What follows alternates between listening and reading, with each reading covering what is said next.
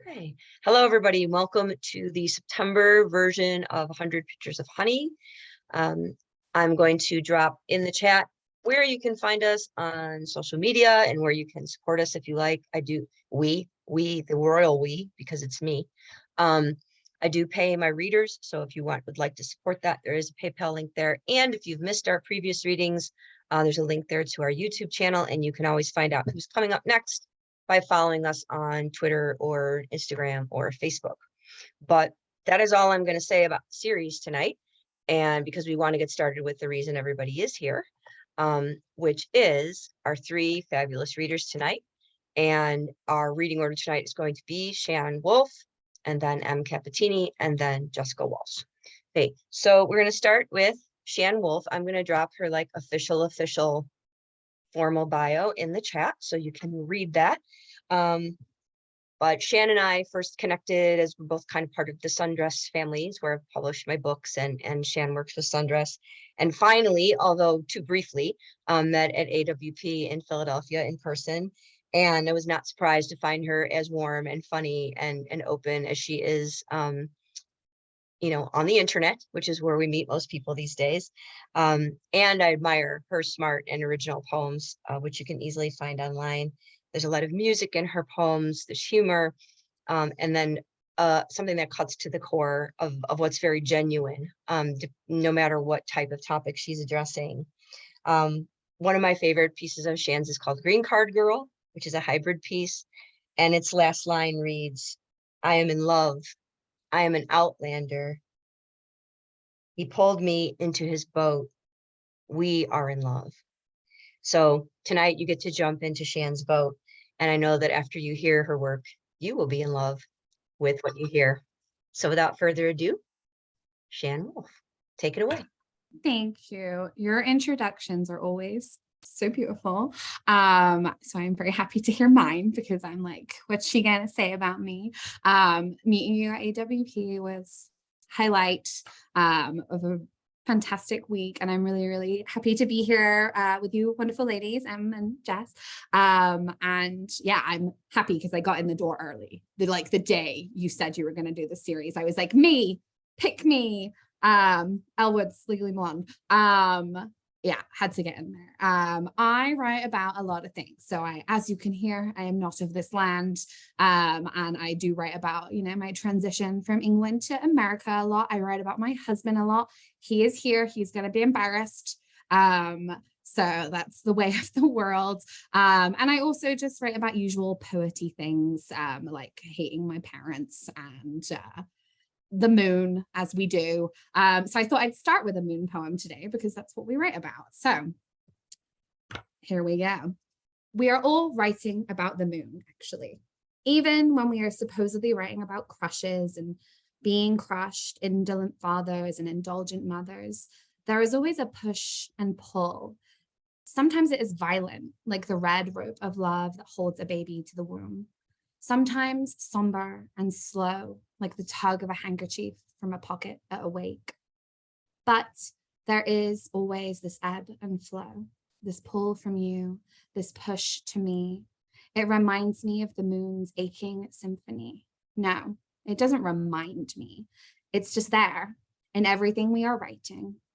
How can I leave you now when you are always drawing me back? My feet in your shores, my weak hands reaching out to the depths of your sweet brass heart. So that's just a little something. It's probably like the second newest thing I've written lately. And then I'm going to jump straight back into this one, which I actually read on Sunday, and people seem to think it was funny. So I'm going for the laughs. This is a poem that my husband does not appreciate, and it is called Ode to My Husband's Ass. Sweet, swooning slopes like long drives on Sundays makes me want to tie up my hair in a silk scarf and put the roof down. Apply lotion to the soft skin around my eyes and take a sip from a warm, flat soda, abandoned in the car cup holder for a weekend of hammocks and wrists laying lazy in the shallow bed of the river. When I was 11 or 12, we would paddle shin deep in the stream that bisected Water Lake Road. The others would grow tired, climb back up to the footpath, and I would remain, trespassing into the dark hollow where the tepid light could not pervade the thicket of trees, and I could see myself in the water, big green eyes and cracked elbows. Now you look back at me, your fingers dipped into the pages of a book, your mind somewhere else. My hand smooths a path from the small of your back to the gully of your thighs. It feels like summer, I say. I want to swim. Sorry, babe. I'm sure he will love that when it's an in-person reading and people can see him turning beetroot. So yeah, other than that, I do typically write a lot of stuff about families.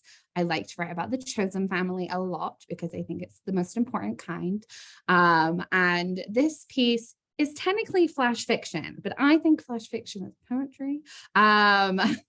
Hot take. I will not be tweeting that because I don't want to get caught up in the discourse. So this piece is a flash fiction piece. It's coming out with Heavy Feather Review soon, and it's called Taking It. You are standing in your father's living room, and the ceiling is in pieces upon the floor, sopping wet pieces that appear as if they would come apart in your hands like sea foam. You are looking up at the hole, bath-shaped and jagged, and your father is in the kitchen gathering rags and buckets. Your scalp pinches at the roots from where he twined his knuckles in the nest of your ponytail and yanked. Your scalp is pink with embarrassment. He left the bath running while you were making him a cup of tea. Here, take this, he says now, and hands you the navy blue tea towels that usually hang neatly from the handle of the oven. Last week, it was your birthday, and he had bought you black paint and helped you stencil song lyrics on your bedroom walls. Today, the back of your neck itches from where his elbow connected with it. Itches like an allergy or a bad habit. You do not scratch it. You kneel on the floor and pile tea towels until the water is seeping through them. You are really looking forward to having a bath. Here, take this, your father says, and he is smiling and handing you a dressing gown. Yours has soaked through. Thank you, you hear yourself saying. You're the best, Dad.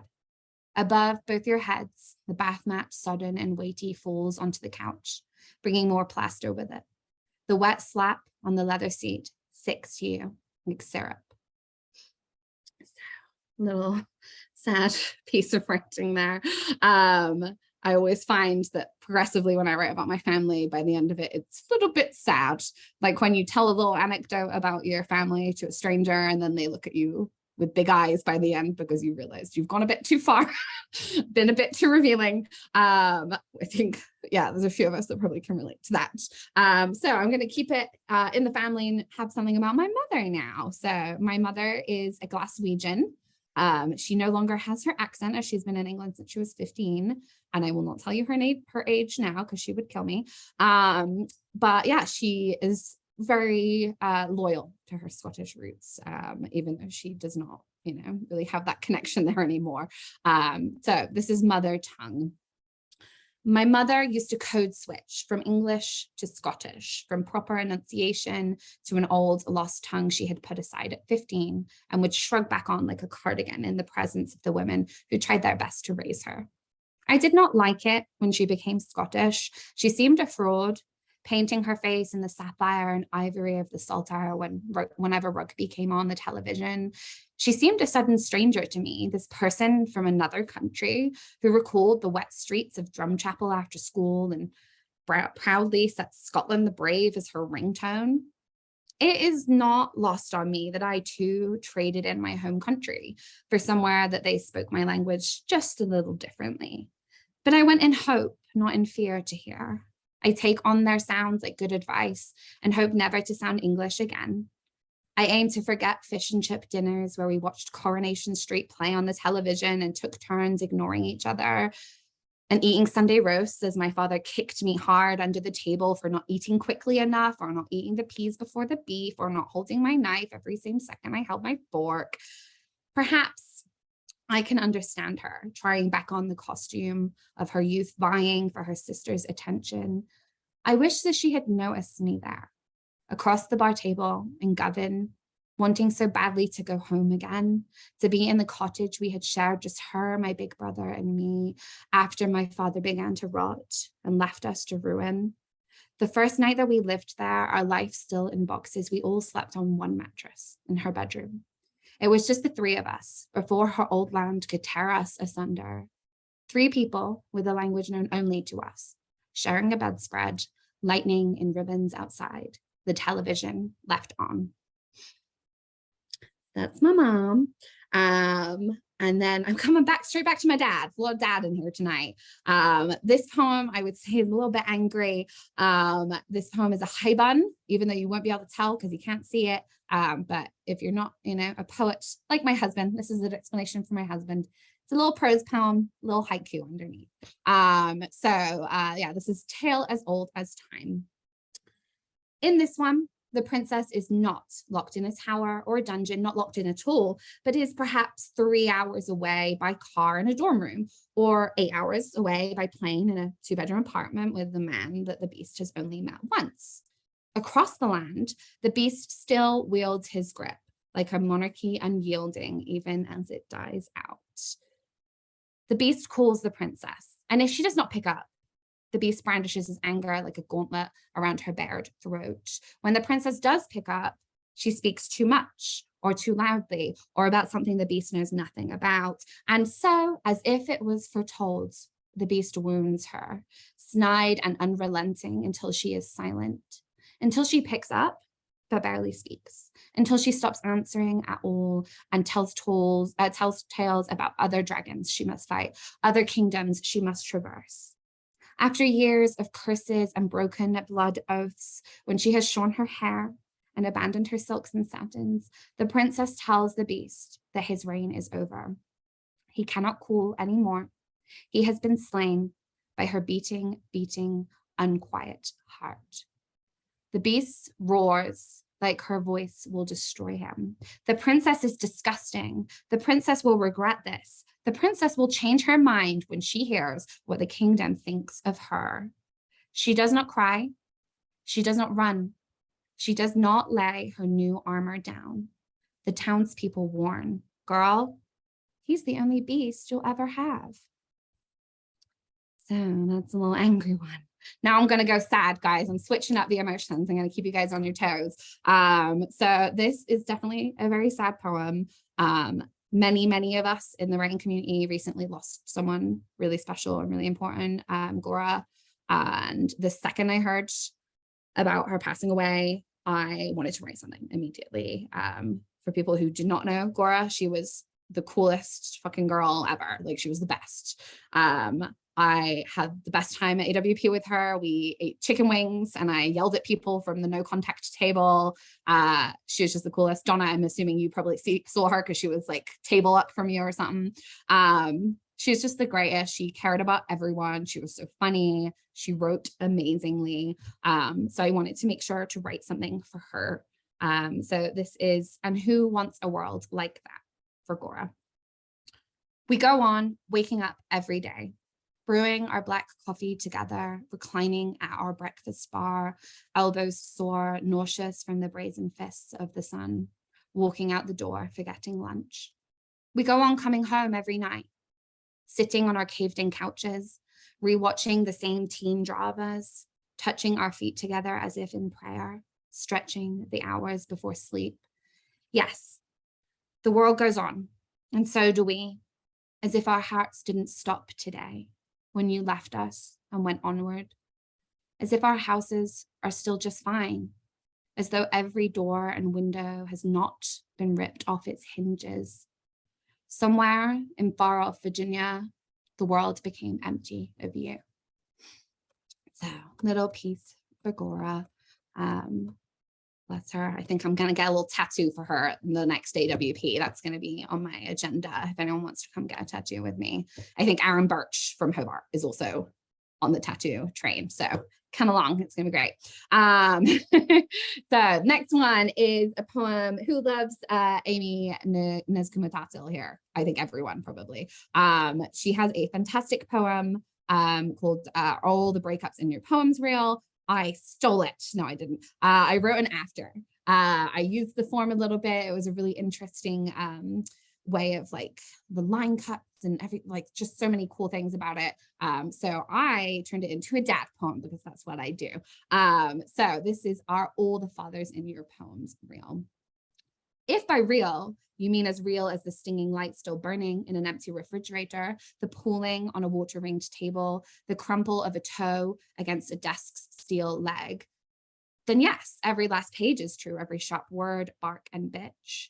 Wait, I have made them all up, all of them. And when I say I am fatherless, I mean my father was less. And so somewhere there is a room full of fathers, all of them. Can you imagine the number of beater cards? How many unearthed golf balls? Even now, my father's prepared to call me. One dials the phone, another commandeers the speaker, one screams into the abyss of the internet, and one sits at my grandmother's grave. One sleeps with his broken glasses still on. Another is preparing a dinner alone, and every single one of them wonders why I am never coming home. All right, so we're nearly there. One more poem. And this is like, I'm not someone who researches. I really respect poets who like do a big piece of research and they like, there's lots of detail and all this stuff. My poems are so like personal and experience led. So I very much respect those people. I think they're very cool. They're the poems I usually like and gravitate toward. This is probably my only slightly researched poem. So there is an herb called Sulfium, which died out many, many years ago. And it is the origin for what we know as the traditional shape of the heart. And I had never known that. I kind of Googled, where did the heart shape come from? I got into it. I found this. And then I started thinking about, how it continues today, like this thing that is long forgotten. We did not know the origin, but we still, use it, even children in school, right? So yeah, this is my last one. So before I begin, I just want to say thank you again, Donna. Thrilled to be here. Can't wait to hear some more poems from someone that's not me. So here we go. Sulfium. They found the 76 statues left at Cyrene, and were there coins scattered at their feet, bearing the signs of the herb? Did the shapes reveal that something like love might still be there? I would whisper to the hedgerows of the days when I would leave home, and though I knew nothing of that ancient land or the smell of Sulfium, I knew I was coming here, to this city, where they sell Christmas trees from concrete lots, where the burnt neon buses run through the night, where there are smaller cities inside the big city made of tents and trolleys and trash. I knew I was headed your way, that to make that perfect ideograph, our valves would be made ready to be ripped from us and combined. Carthage and Alexandria drove Cyrene to ruin, and Cyrene harvested Sulfium until there was no more.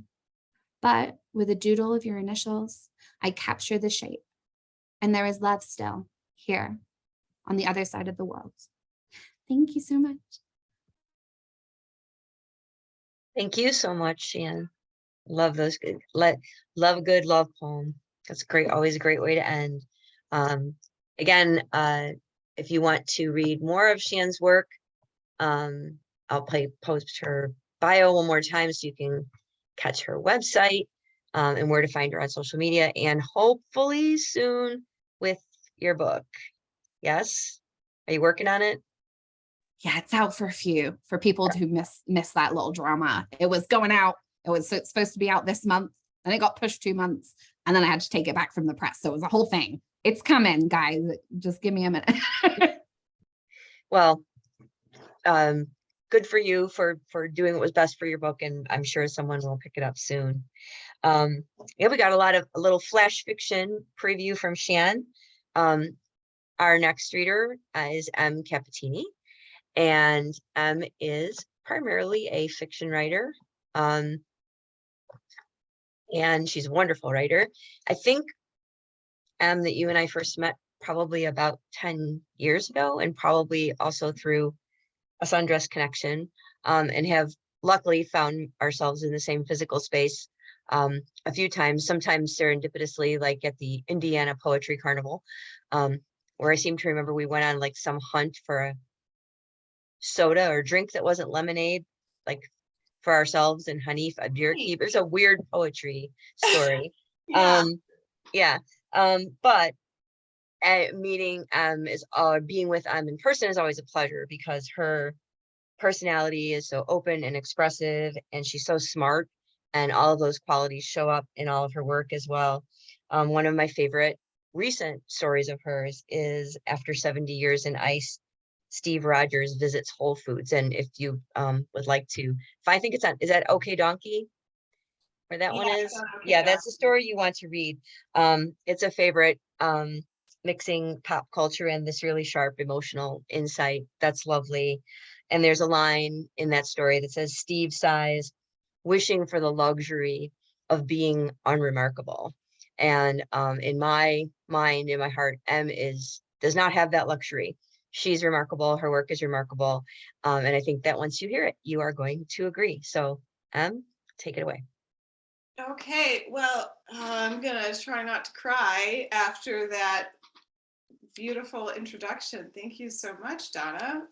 And I'm delighted to be here with Shannon and Jessica, who have just phenomenal work. It's very exciting to be amongst your number. I was joking earlier that I'm often mistaken for a poet because all the advertisement was like, check out these poets. And I was like, that's fine.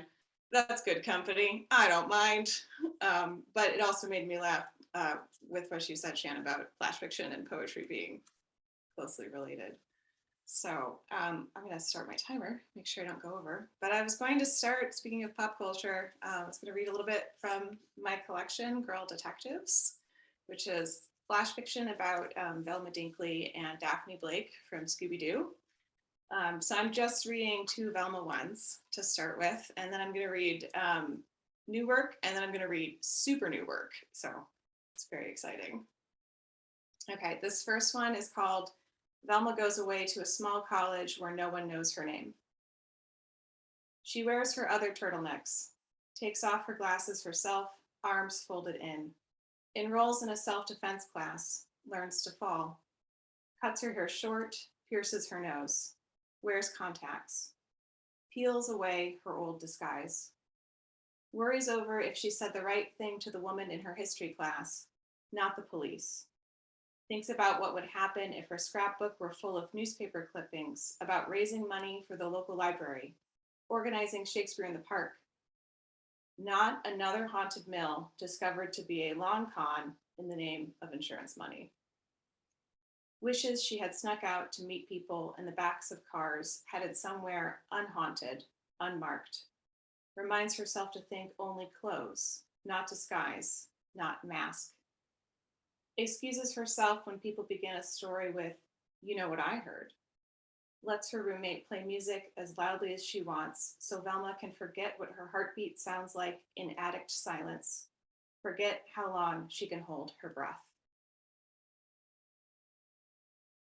And the second Velma flash I'm going to read is, I picked it because 'tis the season. Velma decorates her house for Halloween. They like her in this town, though she feels them looking for clues. Where are you from originally? They've asked her closed-lip smiles, their frustration and oil slick. Is it just you? She changes the subject, a longtime student in misdirection, and lets them murmur over the unknown of her, lets them gossip when they think she's out of earshot. What does she have to hide? They wonder too about her house on Halloween. In late September, Velma spends 2 evenings winding ghosts in her trees like pear blossoms. Bats in the azalea bushes, a silhouette of a cat in her front window. She carves a cluster of pumpkins, places them at her front walk like heads on pikes. In the yard, she plants tombstones, lets a werewolf curl around her dahlias. She leaves her porch light off. They all come anyway, just to look at the house outfitted in the best decorations, but where there is never any candy. Maybe one day they'll realize she's left her resume on the front lawn. It takes hardly anything to keep something just for you, Velma discovered, once you have practiced, pried out the old veneer of Midwestern politeness burrowed deep in your heart. Once you have learned the secret to a good disguise is to wear your own face. So that's Girl Detectives. That's out from Pork Belly Press if you're interested in checking out. I know it's in the links that Donna has. And the next one I'm going to read, these are all flashes. I guess those were micros. We're getting a little bit more into flash fiction now. I have been on a bit of a journey with my writing. I guess we were all on journeys. I'm purposefully on a journey. I threw myself on this path. But I realized about a year ago that I didn't really know how to write queer joy. And as a queer person, I was like, well, that is a bad feeling. I don't care for that. So I did what I always do, and I flung myself at the problem. And I am going to read a flash that I wrote as part of the Smoke Long Summer workshop. I joined up with that. That was part of my solution. And this is one of the first ones where I felt like, okay, you're figuring it out. You're on the right path here. So this is called Something Rich and Strange. Your date plucks an oyster from the ring sitting between the two of you and tips it into her mouth with a neatness you didn't think was possible. You were the one who ordered them. Nervous about a date with someone you'd met at a Pride festival last month.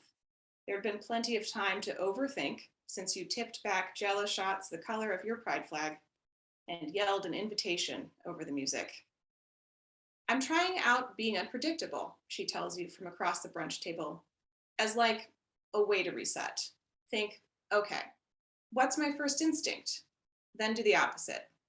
Well, the opposite that's still mostly legal and is not going to harm anyone or the environment, especially birds. Have you seen the news about avian flu and bird feeders? It's like the dinosaurs dying out, but like a slow motion meteor strike. You glance down at the empty shell on your plate. The restaurant patio is bright and hot, your knee slick where you have your legs crossed. People pass by on the sidewalk just on the other side of the iron fencing. You've both kept your sunglasses on. You try not to think of this as a mask, similar to the one you're trying to discard. You decided this time would be different. You were going to be afraid and do it anyway, to be wrong or look silly, to stop hiding your queer self or letting others conveniently forget. I get that, you say, the reset thing, but more like having better first instincts overall? Sure, she says, that's really cool. Thanks. So what do you think? She asks. About dinosaurs? She smiles. About the oysters. Oh, they're fine. She tips her head, studying you. Sorry if this is a rude question, but you've had oysters before, right? You swallow the lie under your tongue like a grain of sand. First instinct, then do the opposite, your date said. Now she really believes it. That uncertainty presses on your lungs. You have to be willing to be vulnerable and take risks, your therapist had said, if you want to connect with someone meaningfully. No, you admit, eyes fixed on the oyster shell. I was so nervous, I didn't hear the specials and just sort of panicked. She places a hand over yours. You look up. She's still smiling. Hey, that's okay. Honestly, I wish my panic decisions meant I wound up with 24 oysters to share the hot date. You laugh, most of it relief.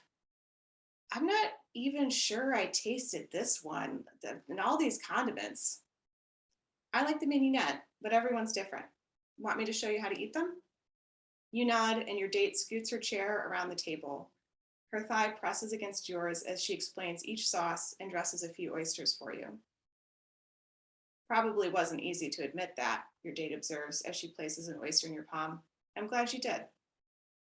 The outside shell is craggy like mountains you left behind to chase a career in this coastal city where you're still finding your sea legs.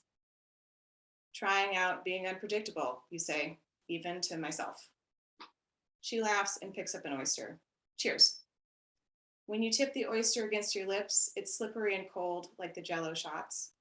But there is no cloying sweetness that fails to paper over cheap alcohol. Instead, the oyster is briny and bright, like the pearl of the moon winking back from a still sea. So, moon flash fiction too, moon poems, moon flash. I didn't even realize that until I got to the end and I went, oh, there it is. We are all writing about the moon. Okay. So the last one I have is the newest one. So it's a bit scary. But I have always been fascinated by pirates. I was that kid that was super interested in them. I was especially fascinated by Mary Read, who was a pirate and spent most of her life dressing as a boy or a man and going by Mark Read. And so, you know, we can't apply 21st century concepts of gender and sexuality and sexual orientation, of course, to someone that was born in, I think 1684 is when she was born. But I still think, you know, there's a lot of really richness to explore with her as a fictional character, a fictionalized historic figure. The thing is, I could never figure out how to get into the story because it's so sad. Like, she dies in jail from a fever due to childbirth. And I was like, I don't know, like, how do you even start there?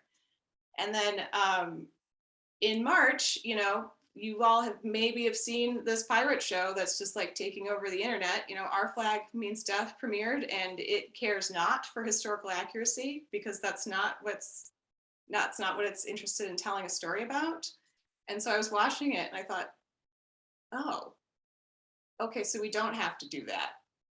And so during the summer workshop, I thought, okay, well, I'll give it a try. We'll see what happens when I sort of am not limited by historical fact. So this is an untitled flash about Mary Read and Anne Bonny and a little bit of Calico Jack, but he's not quite as important.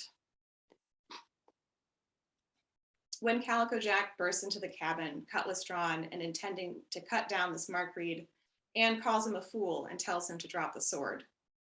Jack lowers his cutlass but does not drop it. Mark Read is dressed like any other young man of undistinguished social class, face smooth like the rest of the young crew. His eyes are trained on Jack's face rather than his weapon, jaw tight as Jack looks him over. She's a woman, Anne says, and Mary feels the words slide over her like a cold slick of fog.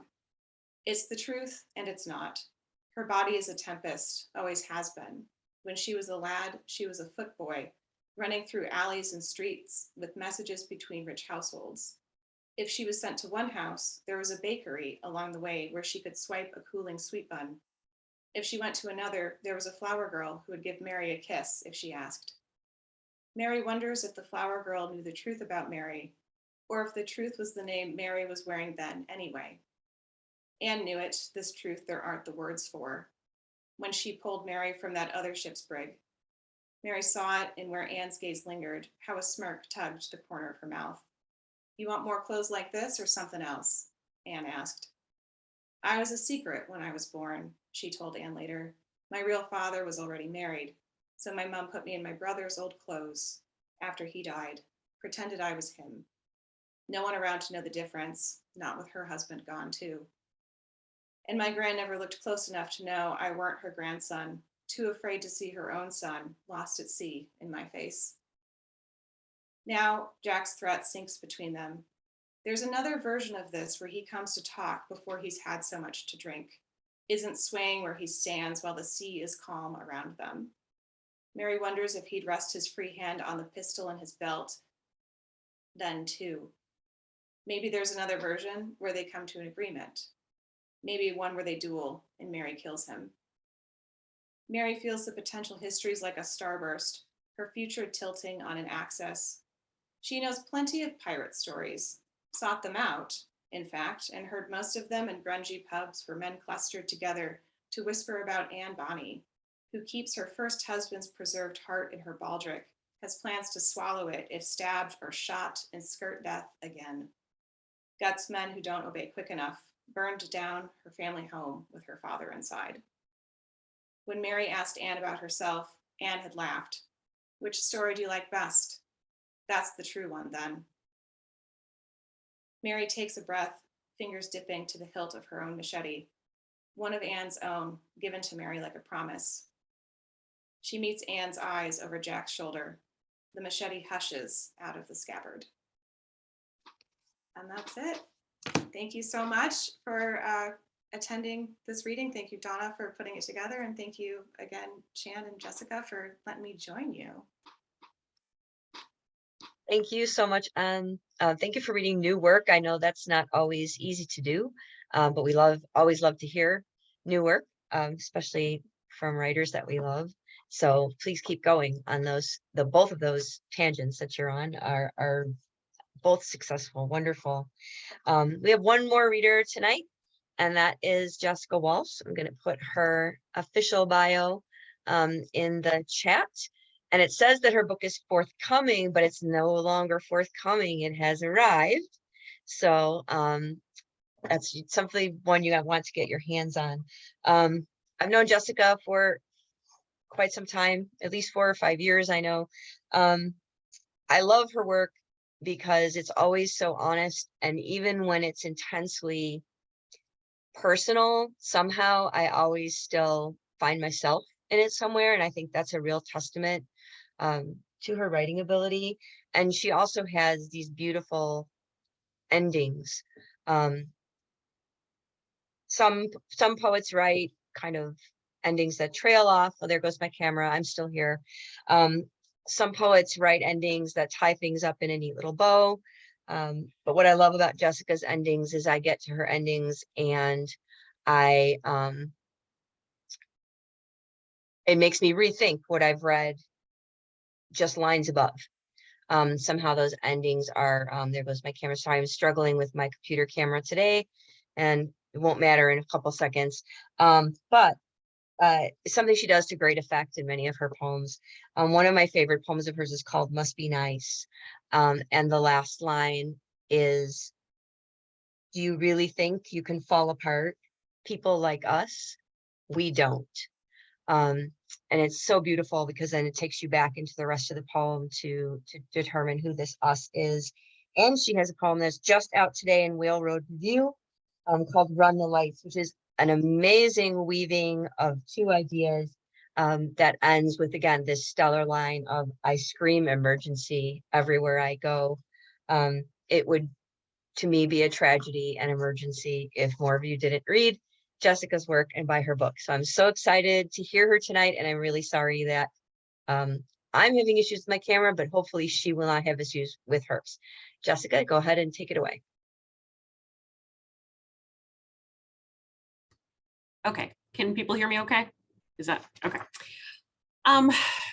Okay, so thank you. I've loved listening. I'm in listener mode now, and I just kind of want to go digest things and read them. And so thank you, Shannon and Em, and thank you so much, Donna, for getting the series going and for finding a place for me in it and everything else. So yeah, I'm going to read a few poems from the book, and I am going to try a new one. And I think I'm going to read the Whale Road one that just came out today. So, okay. So the first one I'm going to read is called No Trees for Shade. The title of it, actually, you get like the bonus story here. The title of it actually is, at one point, my mom took my grandmother to a cemetery where her own mother was buried. And my grandmother said something about how there were no trees for shade, and that, so it was just in the scorching sun, and that she thought that was fine. And it was an emblematic moment. So this is called No Trees for Shade. In the last months, I brought to her the man I would marry. She didn't know me anymore, but she'd remembered her lipstick. She asked about his family and promised twice that we are from good people. How hard she worked to believe herself when we all knew our blood ran bitter. Even when our people set out to make peace, they came home carrying heads. Our people went to church with knives in their boots, bodices, sleeves, their giant unruly hair, and they rode away on stolen horses they sold in the next town. Our people didn't care about fine linen until it was time to bury their dead. Our people kept going even then, taking only their stories, a few true, and the memory of the road they were on when it came time to lay them down. Our people were hard to love. Every year, it gets harder to keep track of the toll and count of their sins. Grandmother, I'm sorry we're not from good people. I carry from them blade, hymn, tale, Let's bury the rest. Your white church gloves marking the pile of sunburned dirt beside an old Indiana road.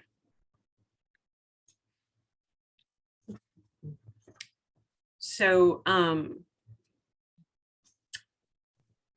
next one, I haven't read it out loud, and I had to make sure that the people affiliated, touched by it, had read it and received it and everything before I, read it anywhere. So this one's called What Kind of Mother? At a Chinese restaurant in Michigan, my sister and I are kicking each other under a long table while my dad and all the aunts and uncles talk serious. Their voices are low and boring. My dad says, still, Mom should have done something. She had to have known about Dad. Our house was so small. She couldn't not know. My youngest uncle changes the subject. He's the one who almost became a fireman, but got kicked out because of drugs, which my sister and I know are scary things. He talks about meeting an old firefighter whose arms were quilted with burns and grafts, whose worst memories were bodies just inside unlocked doors, the near survivors. Smoke, the old firefighter had said, sure, but sometimes panic. You never know what you'll do in a fire till you're in it. Once he heard a dying woman's screams as she ran away from his help to get her bathrobe. She was a lady, I guess, had to be decent. My dad and all the aunts and uncles are never at a table again, not all at once. And in her death, their mother is sainted like a lady in a beautiful robe, dusted lightly with ashes.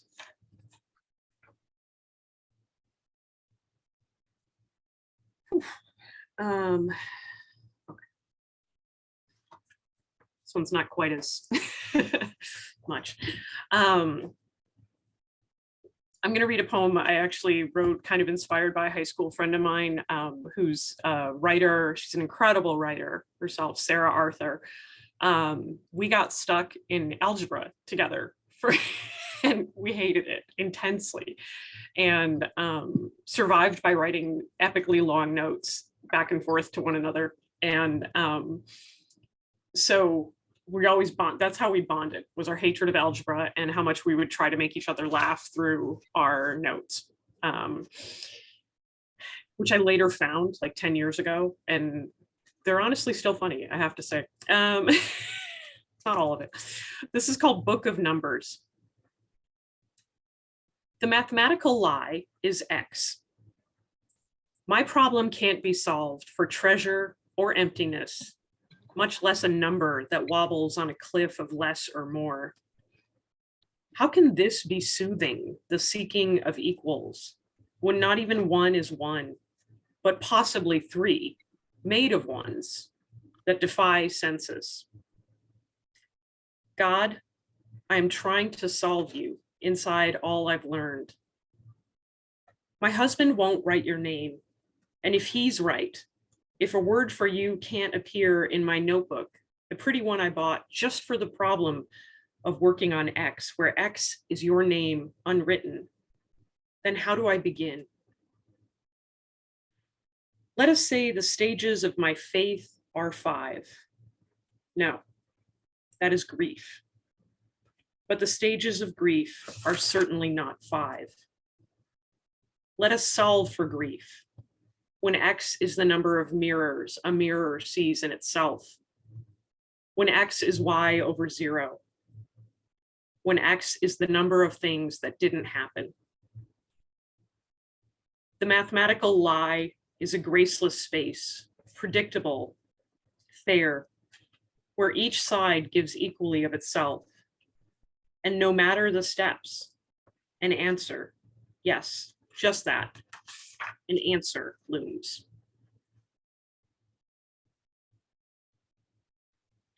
Oh, okay.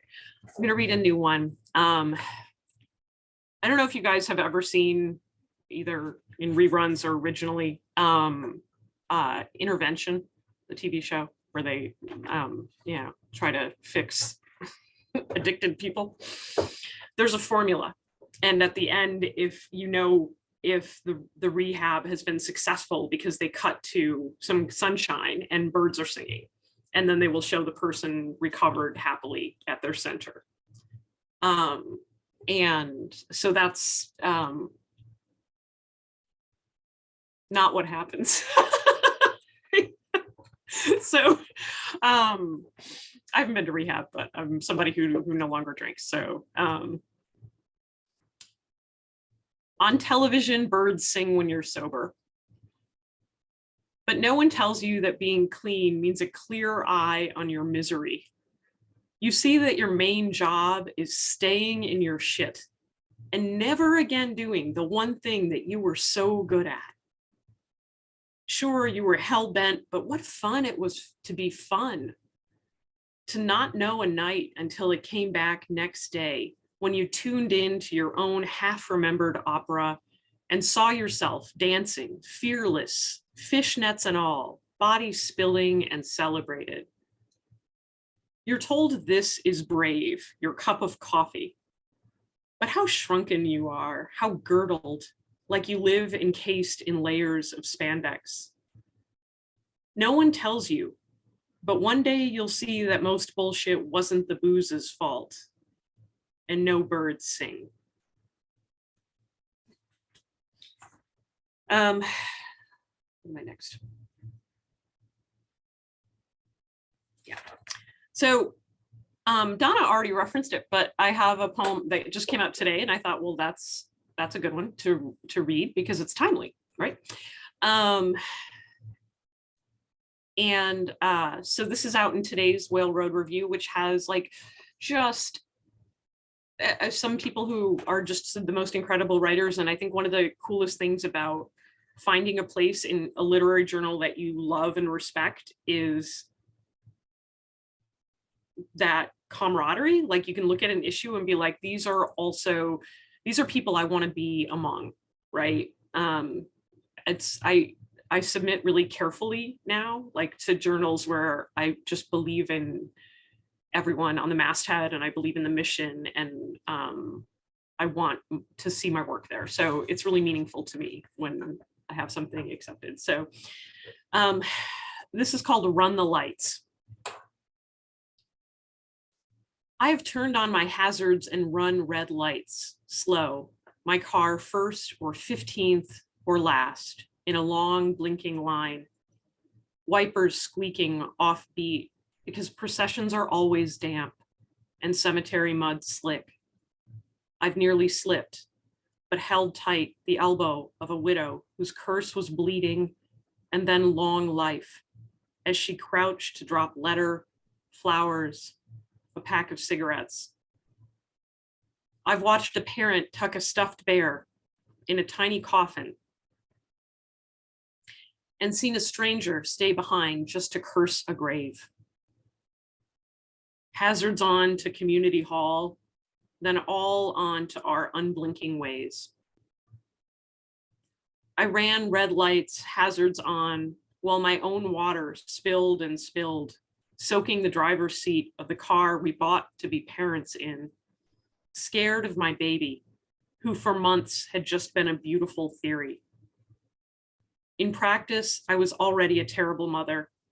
Never once did I think of our reckless danger, how the horns sounded around us, how I dodged 2 accidents, wanting only to arrive where someone could take charge of my body, of our bodies, and maybe give me something to take the edge off. When we left for home 2 days later, there were no lights, but I could hear the rhythmic flashing of my panicked heart. I threw on the hazards and I ran the lights to be there in time to say my piece, to send home and bring home. I scream emergency everywhere I go.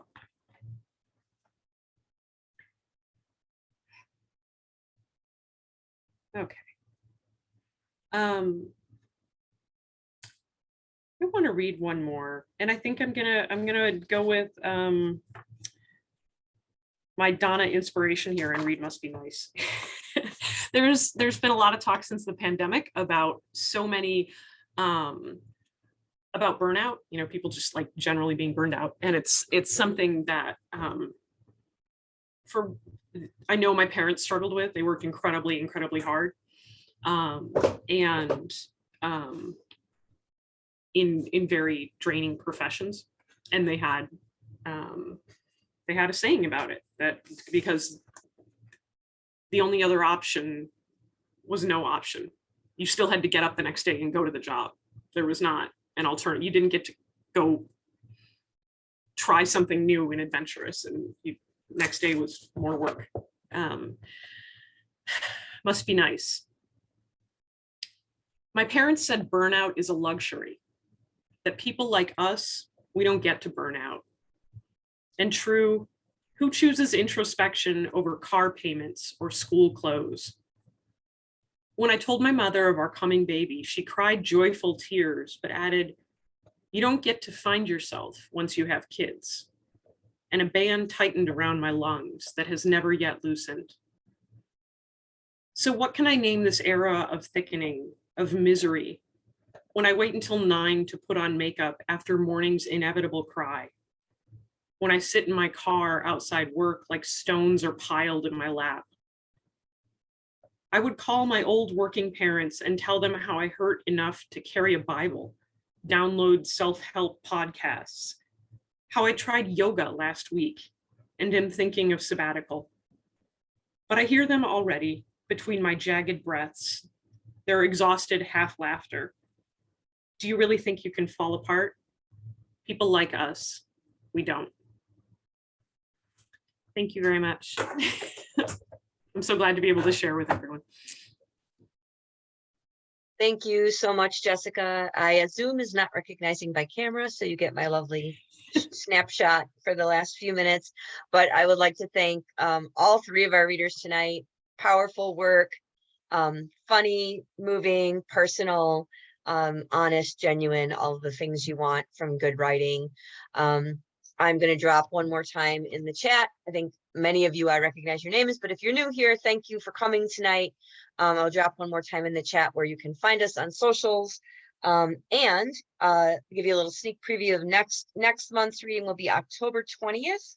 And we will have, be hosting, well, it's actually two sundress authors, Mackenzie Berry, whose new book is Slackjosity, Jason Crawford, whose wonderful book's called Year of the Unicorn Kids, and William James, who is a wonderful poet from the East Coast, who comes out of the kind of slam tradition, and writes really beautifully about his home area. So it's going to be a killer reading. I hope that you all turn out for that one. You can always find all the information on our socials. And thank you so much for being here tonight. We had a small, but as Katie Manning said early, quality audience. I am going to stop the recording, and then you can feel free to stay on and give your kudos to the readers, or we're all busy. Go about with your evening. And thank you again so much for coming tonight. Thank you so much, Donna. I'm headed home.